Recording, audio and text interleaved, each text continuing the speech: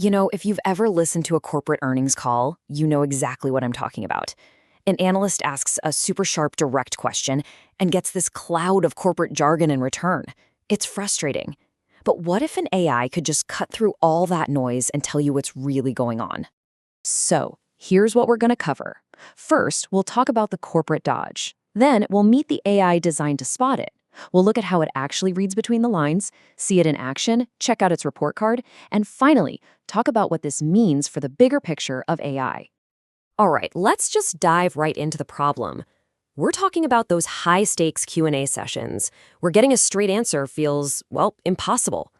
Executives often use this vague, almost poetic language to sidestep the really tough questions, the ones that could affect how people see their company. I mean, we've all been there, right?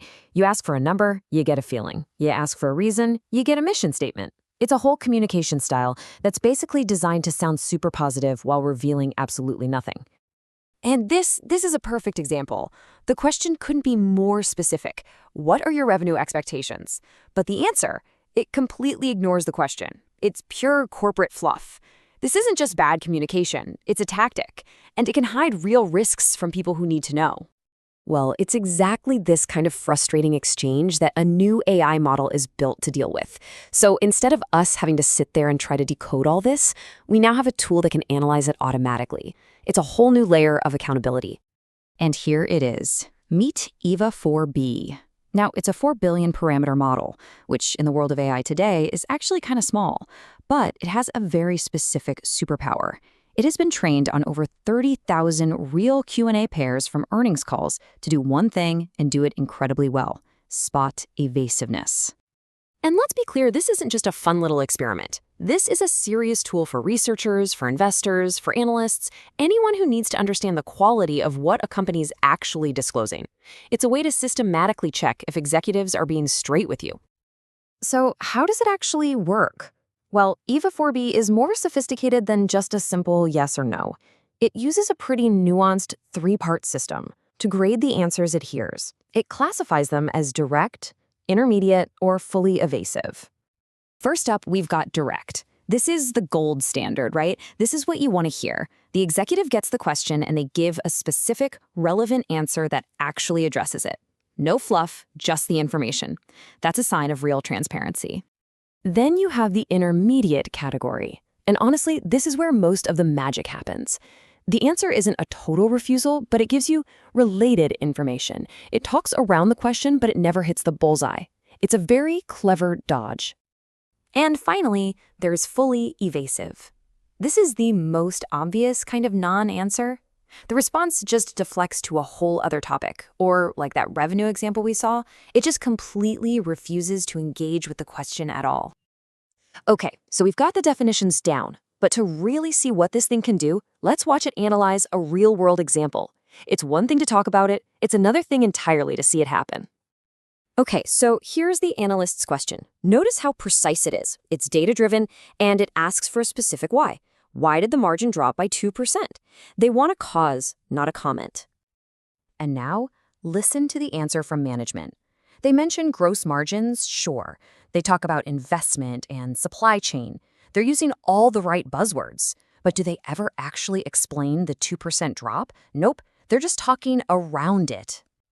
So what's the AI's call? Boom, it flags this as intermediate. And its reasoning is just razor sharp. It says the answer acknowledges the topic, but completely fails to explain the specific decline the analyst asked about.